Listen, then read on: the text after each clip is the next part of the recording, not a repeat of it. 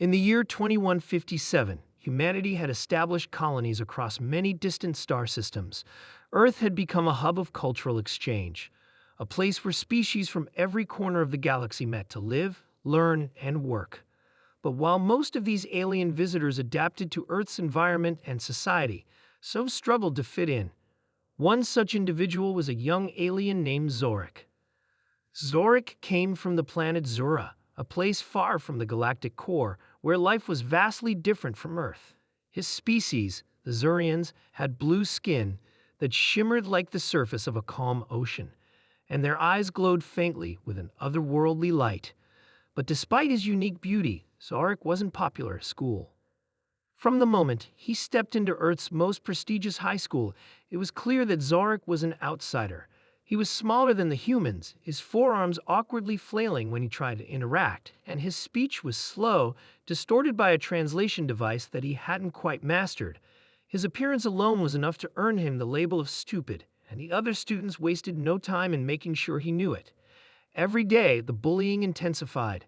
Zorik was mocked for his inability to grasp Earth's complex social customs, laughed at for his peculiar accent, and ridiculed for his misunderstood attempts at humor. His classmates threw paper airplanes at him, snatched his books away, and even imitated his speech in cruel mimicry. Zorik would shrink into himself, his blue skin dimming slightly in a futile attempt to blend into the background. The alien kid, they called him.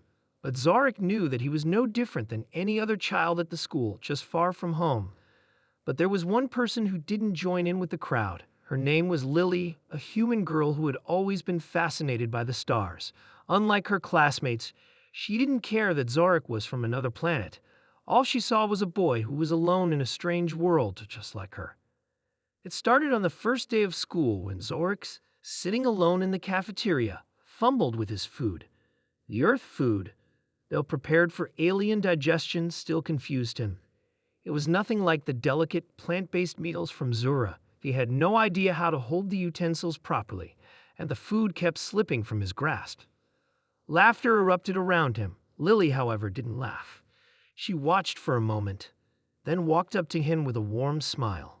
"Need some help?" she asked, sitting down beside him without hesitation.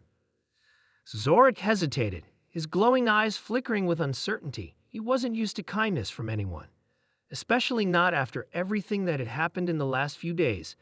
But Lily's genuine tone made him nod. "I don't know how to eat this properly," Zorik mumbled, his voice muffled by the translator's distortion. "Let me show you," Lily said, taking the utensils from his hands and demonstrating how to use them. "It's not too hard once you get the hang of it." The other students looked on in confusion. They had expected Lily to join in with the mockery, but instead, she was helping Zorik. It was a small act, but to Zorik, it meant the world. For the first time since arriving on Earth, he didn't feel completely alone. As the days went by, Lily continued to stand by Zorik. She helped him with his classes, explained Earth's customs, and most importantly, she never made him feel inferior. She ignored the stares and whispers of their classmates. She didn't care about the fact that Zorik was different. What mattered was that he was kind and eager to learn. Unlike others, she saw potential in him. One day, the bullying reached its peak. During a physics exam, Zorik was having trouble understanding the complicated formulas. He was struggling to finish in time, and the students around him began to laugh louder, pointing at him and calling him names like alien idiot and Zura reject. Lily, who had been sitting a few rows behind him, couldn't take it anymore. She stood up and, without warning, shouted to the class. "Enough!" Her voice cut through the room, silencing everyone. The teacher looked up in confusion, as did the rest of the students. Lily wasn't known for raising her voice, but when she did, people listened. "You all think it's funny to make fun of someone who's different, don't you?" Lily's eyes blazed with anger, her fists clenched. "What if he were you? How would you feel if you were the one who didn't understand something and had no one to help you? This isn't a game, it's his life. He's trying, and that's more than I can say for any of you." The students shifted uncomfortably in their seats. No one had ever spoken to them like that before, and certainly not for the sake of someone they'd been cruel to. Zorik, who had been shrinking in his chair, looked up at Lily. He didn't know what to say. His translator couldn't do justice to the gratitude he felt. All he could do was nod, his heart swelling with a mixture of relief and something he hadn't felt in a long time, hope. The teacher, seeing that the situation was becoming more disruptive, decided to let the class end early that day. But the damage had been done. The bullying stopped, at least, for Zorik. The other students, while still unsure of what to make of the situation, had no choice but to respect Lily's bravery. For the first time, they saw the alien boy not as an object of ridicule, but as someone who deserved their respect. As the weeks passed, things slowly started to change for Zorik.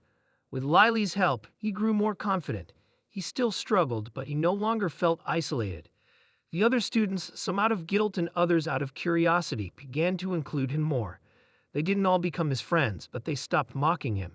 Some even offered to study with him, realizing that Zorik's intellect, though different, was unique and valuable in ways they hadn't imagined.